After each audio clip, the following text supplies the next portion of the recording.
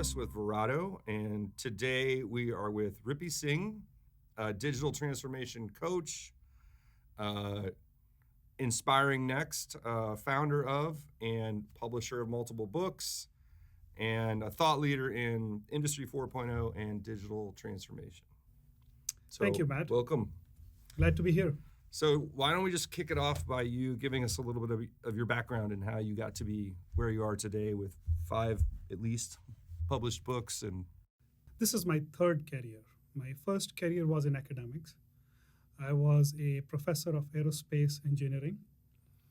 And from late 80s to almost Y2K time, I was doing all sorts of digital technology development in the aerospace. Focused on aviation safety, trying to simulate airplane failures and figure out how do you assess the life of an aging airplane, extend the life of an aging airplane. Mostly digital technologies, digital simulation. That's where the entrance into the digital side started. Then life took a turn. I left academics. I moved to US. I got into the corporate world and started off as an engineering manager and grew up to be technology executive. Worked at Pratt for 10 years, then left Pratt, worked at Alstom Power, started their renewable energy business. So for a while, almost about a decade, my second career, so to say, was around business transformation. Okay. And most of those turnaround exercises that I did for corporate America, they were not truly digital. It was just using digital at the lowest level. Yeah. But it was really around people and processes, a typical organizational transformation thing. Then in 2014, I left corporate and started my own practice called Inspiring Next. It started off as innovation coaching practice. I don't call it a business, I call it a practice. And I don't consult, I coach. 3 years into the practice, I learned about Industry 4.0 and started learning that subject. So now I can say that I am sort of a 7th year, 8th year student of Industry 4.0. And I don't even know how many more years do I need to learn this thing. Because the more I learn, the more I discover that there is so much more to actually grasp. And every client engagement reveals something new, a new aspect, a new mindset challenge that one has to address. So that's who Inspiring Next is and what we do. And are your coaching experience, is it kind of up and down the size of businesses? Are they typically larger businesses or medium-sized businesses? So yes, I go all the way from startups to multi-billion-dollar corporations. Now with startups, there's no revenue coming from startups, so it's mostly giving back to the community and getting enthusiastic about young generation and with bright ideas. It becomes a two-way learning when I work with startups. It's not a financial transaction. When it comes to bigger corporations, I work, mid-sized companies, 200 employees, 500 employees. I work directly with the business owners, the business leaders. Or when it comes to larger organizations like the Navy or the NASA, I work with the departments. Right. Because they are way too big to do things at the top level. So you work with one department and then you go to the next department. So that's what it is. Yeah. And have you found, do you enjoy the whole breadth, startups all the way to big corporations, or Absolutely. Obviously each experience is different, right? So absolutely. Yeah. See, again, when it comes to coaching, the focus is on people. Right.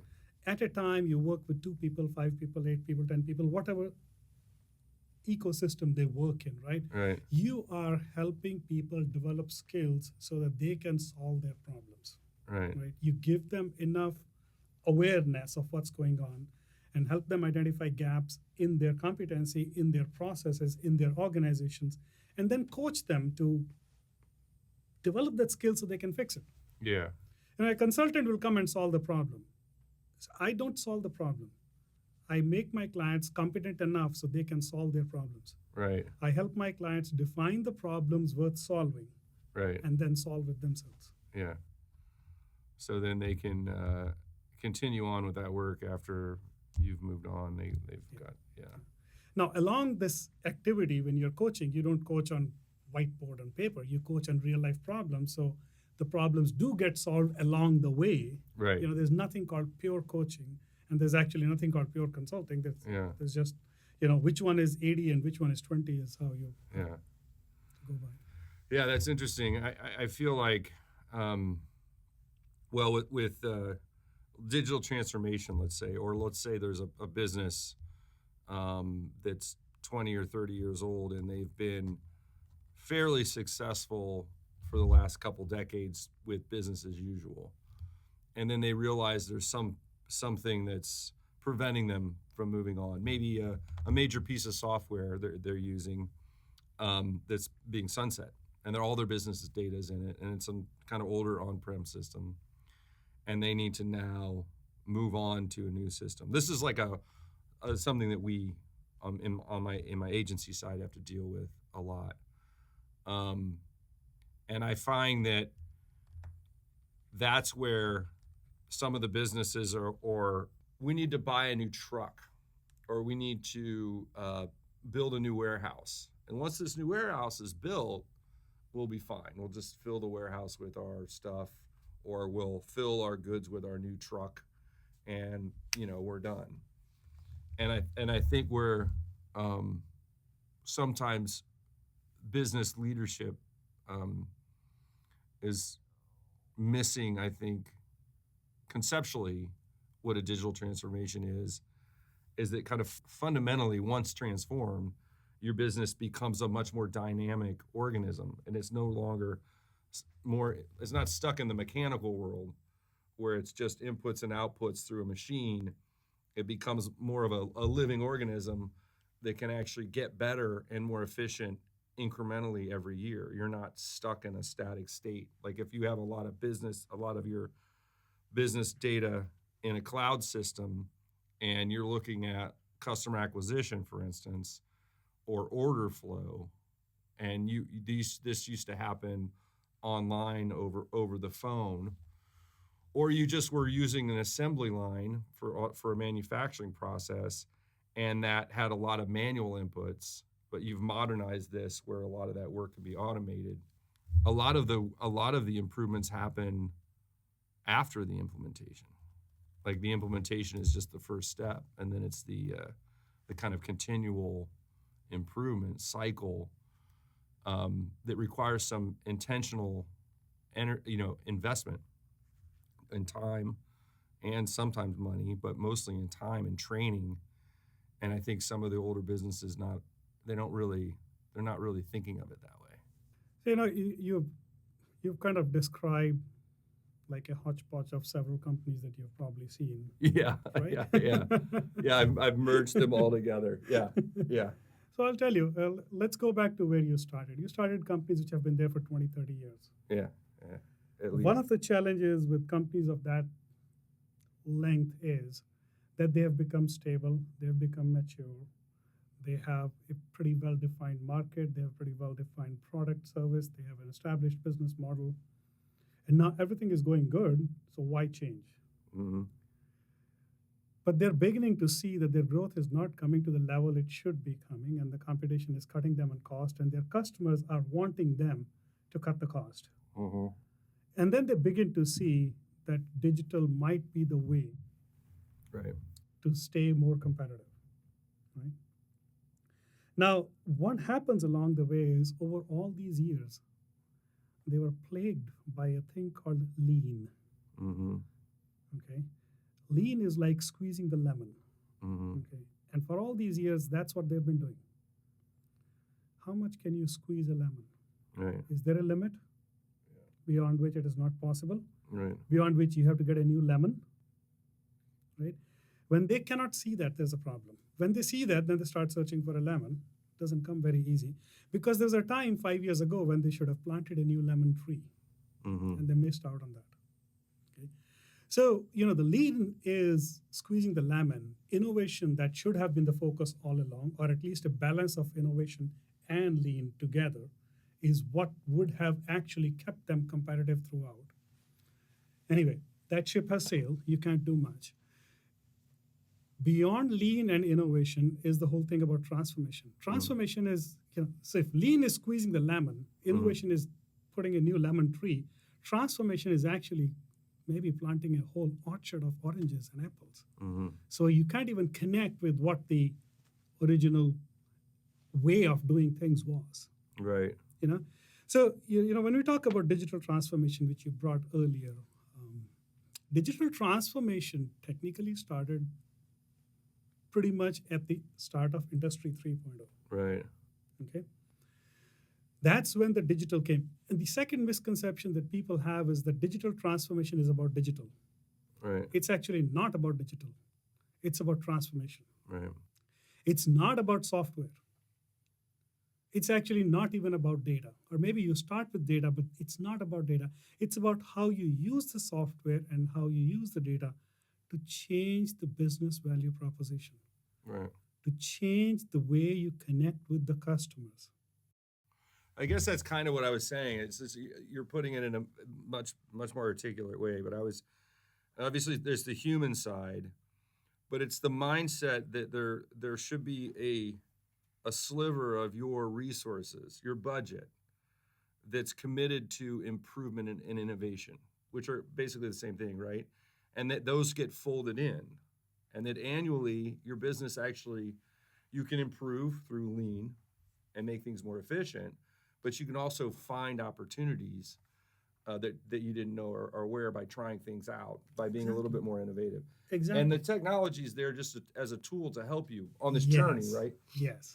But I think we always say is it's cyclical. Like you should put an annual roadmap in place. You should probably have some kind of 5-year, goal, 5-year vision, and then you're working towards this 5-year vision, and you're putting some kind of annual step in place towards this vision, and then every year you reassess the vision.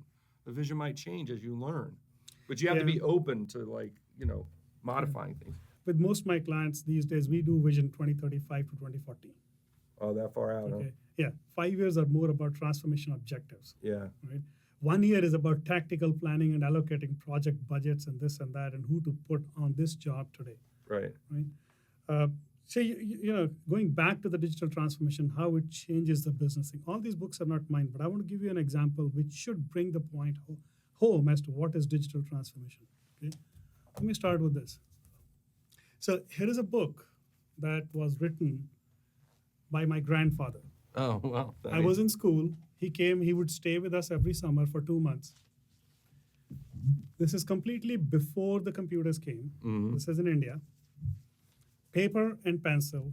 And he would write the thing, and then he would erase, and then he would rewrite, and then it doesn't work, and crumple the paper and throw it, and then write again. It took him about 5 years to get this thing published. And once the whole thing was written, you mail it to the publisher. It probably takes 1 week to get there. Yeah. And then it takes 6 months to come back with another round of iteration, another 6 months for another round of iteration. And he had to sign a contract to buy at least 1,000 copies. Yeah. Otherwise, the publisher will not print. And all 1,000 copies come together, and now you're done. The plates are archived somewhere, and if you want another 1,000, oh my God, you have to pay a whole bunch of money more. So that is an example of Industry 2.0. Right. 5 years, 1,000 copies minimum. Very mechanical. Very mechanical. Yeah. This is the book that my uncle wrote, my father's brother. Yeah. This was 95. He had computer. Yeah. So he had a word processor and he had an email. 1 year. 6-8 months to create the whole document, send it by email. It takes a month to come back. He had to at least order 500 copies together. And now, of course, he can order another 100 whenever he wants because the content is available in the digital form. 5 years to 1 year. 5 years to 1 year. Okay, got it. 1,000 copies to 500 copies. Yeah. This is the book I wrote. I got COVID in October 21. I was isolated by my family. I didn't know what to do. I started writing the book. 14 days later, when I came out of my isolation, I had the hard copy of book in my hand. Yeah. 14 days to write, get the content, work with Amazon, get it through Kindle Direct Publication, put it on sale, buy it, get it shipped, and have it in hand. Yeah. That's the difference. And I could order one copy. Yeah. Yeah. And I can order one copy anytime. print on demand. And today, if you want, I can take a picture of our podcast here. I can add it to the last page of the book. And tomorrow morning, if you order it on Amazon, your picture will be in the book. That is revolution. Idea, execution, right? You went from 5 years to 14 days. That's incredible. Now, this one is weekend. Yeah. So that is the power of transformation. That is actually transformation. That's the power of digital today. Let me also say one more thing. This was digital. Mm-hmm. This is digitally transformed because I could go from digital to physical to digital almost continuously without having to break in between. Okay. You see, the third revolution was about handling things in the digital world. The second revolution was handling things in the physical world. Mm-hmm. The so-called fourth revolution, why it is called revolution, is because you can now go from physical to digital and back to physical. Yeah, and it's almost like they're stitched together, like they're It's a layers in a little sandwich. It's a loop. Yeah. It's a cycle. Right. It's a cycle. You know, the best example to understand is a driverless car. Yeah. With all the cameras around it, the computer in the car, that means the digital twin in the car, is completely aware of the traffic around it and is processing it in real time and taking physical action Yeah. to speed up or steer the car. Mm-hmm. You see, But I'm loop. thinking like augmented reality, where like your physical interaction with the physical world is actually stitched together with That's a digital still one way. experience. That is still one way. Physical and digital is stitched and is coming to you. I want to close the loop with physical action to be truly 4.0. So you're meaning that your outputs, your physical outputs, will then get fed back into the digital. You get from physical to digital and close the loop with the physical. Yeah, like a custom product, or like you did with your book. Like right? like a driverless car. Yeah. Like a driverless car. You try to cut the traffic and it'll go do this. So it picks up the physical reality, processes it, takes a physical action to avoid the accident. Right. An autonomous manufacturing system is 3.0. Right. If stuff changes without warning and the system is able to pick that up Mm-hmm. and process it into the digital world and take a corrective physical action without human involvement, now you're talking 4.0. Yeah, which happens all the time right now, and it's just going to get more. Which actually happens very rarely. Well, I was thinking with servers, like where servers will reboot themselves. There's triggers that will, they've been written, obviously by human beings, but they're, there's processes that are being automated for responses to conditions or inputs. I think that's going to increase, obviously, exponentially, I think. Yeah. Do you know the other thing that has happened, back to your question of 20, 30 years in the business, where is that? The aspect that happens is, one, we are plagued by lean. Second, we are plagued by this quarter-to-quarter and annual thinking and an ROI thinking that show me a tangible return in months and year. Mm-hmm. And the transformation doesn't happen that way. No. Okay? Yeah, it's like planning. Transformation requires faith, not an Excel sheet. Yeah. It's like planning a garden and saying 2 months later, where are my vegetables? It takes the whole summer. Some vegetables you got to leave in the ground for a few years. Like an asparagus patch, takes 3 or 4 years to get it going, and then it's going great after that. Actually, very interesting example, and I've used this several times. If you want a deterministic change, Mm-hmm. it's like house. I want to get something repaired. Mm-hmm. Contractor can come, give a quote, and tell you exactly what he will do, when will he do, how long will it take, how much will it cost, right? Mm-hmm. But innovation is like planting a garden. Mm-hmm. Okay? A gardener comes, you tell the gardener, how many seeds do you need and which seed will give me plant and how many flowers will come on that tree and tell me the size of the flower and the Yeah. date it will show up. Yeah. What's he going to say? Yeah. He's going to say, I don't know. I don't know. I'm not Mother Nature. Yeah. Yeah. You have to put your Yeah. faith in it and plant. And Yeah. he's going to say, I'm going to throw a whole bunch of seeds Yeah. and we're going to water it and we're going to put something. And I don't know how many flowers will come. I can tell you they'll be red or yellow, but there'll be a plant here and it'll look something like this. Yeah. That's transformation. I've always explained neural nets like AI. I'm like trying my metaphor for that is imagine that you grew a 200-year-old oak tree, and on this oak tree, there's one single leaf that at one day in the summer produces the most amount of energy for the tree. It's the one leaf that's been optimized over the millions of leaves on this tree or thousands of leaves on this tree. And you can now identify that because you can connect the path to this one leaf. But over 200 years, it's growing branches in every different direction. And so there's one leaf that's been optimized on one day that's creating the most energy for this tree. Now you have the power to grow that tree digitally and find that one leaf within a few minutes. You can put these different branches out in a million different ways and look for the optimal return for some kind of optimization, but you can do it really fast.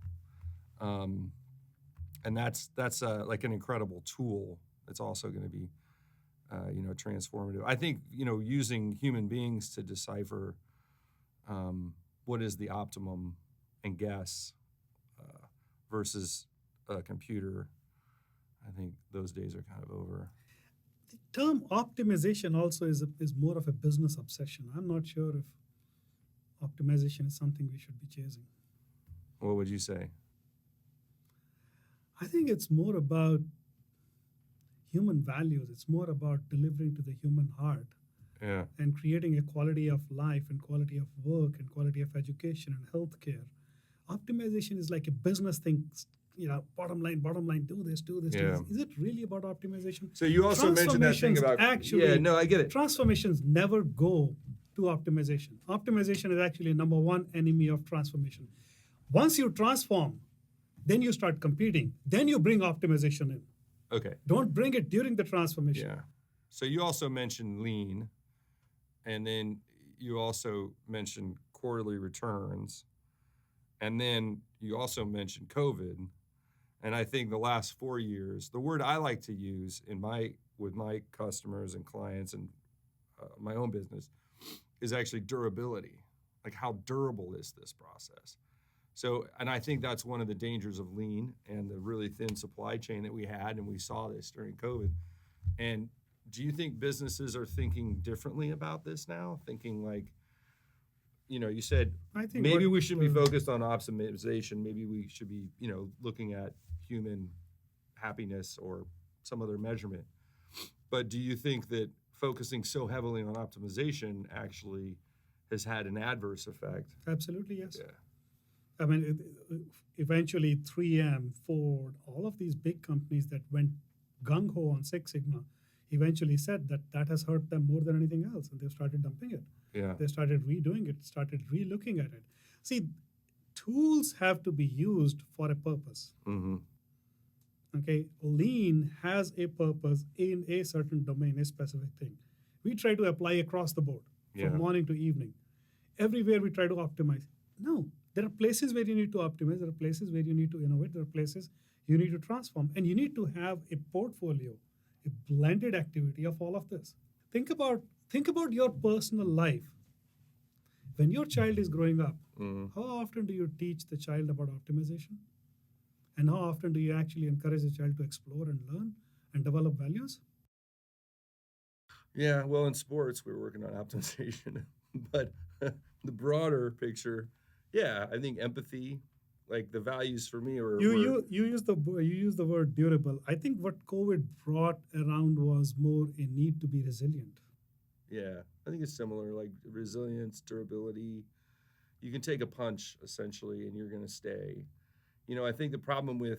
Durable is make sure that things don't go bad. Resilient is we know they will go bad, make sure they come back. Right. Okay. Fair enough. Okay. Yeah. You can be durable Yeah. and made of glass, Yeah. Yeah. and now you have no way of recovering from a fall. What's that? There's like that logical fallacy where the assumption is something that's never gone wrong won't happen, but the things that always are the most disruptive are the things that we keep telling ourselves aren't going to happen. Just because it hasn't happened doesn't mean that it can't. Like during the recession of '08, the common logic was that the U.S. residential housing market never declined, and then it did, and the whole global economy got messed up. So that mentality of like that was a lack of resilience, a lack of durability, and a focus on a single trend within a small part of the economy, residential real estate. See, some people, because they're clever, because they knew how to sell, because they know how to play the game, climb the ladders of title and money and become popular and become influencers. And then they begin to make statements that people then start taking it as if like a fact. That's the fact. That's the truth because he said that or she said that, right? Yeah. And then we begin to believe it without realizing that that's just one person who actually has a significant amount of bias built in because of the person's background. Yeah. Yeah. And where they've invested too. Yeah. The British Postmaster General makes a statement saying, "Who needs a telephone? We have messenger boys." America may need telephones. We don't need telephones. We have messenger boys. If I have to send a message, I write it. The guy delivers it. By the evening, the message is there. Why do you need phone? The president of DEC said there's a worldwide market of 5 computers at the most. Now each one of us have 5 computers on us. Yeah. Right. So it's we make statements based on experiences and biases that accumulate, and somebody else comes and an intersection of several things, you have a disruption, and then after the disruption we say, oh, that had to happen, that was so obvious. Yeah, after the fact. Yeah. And before that it's like, this guy is crazy. Actually, my father asked a question, what's the difference between a courageous guy and a dumbass? Right? They both actually think the same way, they both act the same way. One was successful and we say he was brave, the other failed for some reason and we say you were stupid, right? So the same thing is true even in technology disruption. You are crazy. Yeah. Everybody who tried to fly was crazy until airplanes became the norm, right? That's the same thing. Yeah, exactly. Everybody's crazy thinking that you can have an unmanned factory until we have a client upcoming which has asked us to help them design a factory from the ground up, which will have 0 employees from the day one.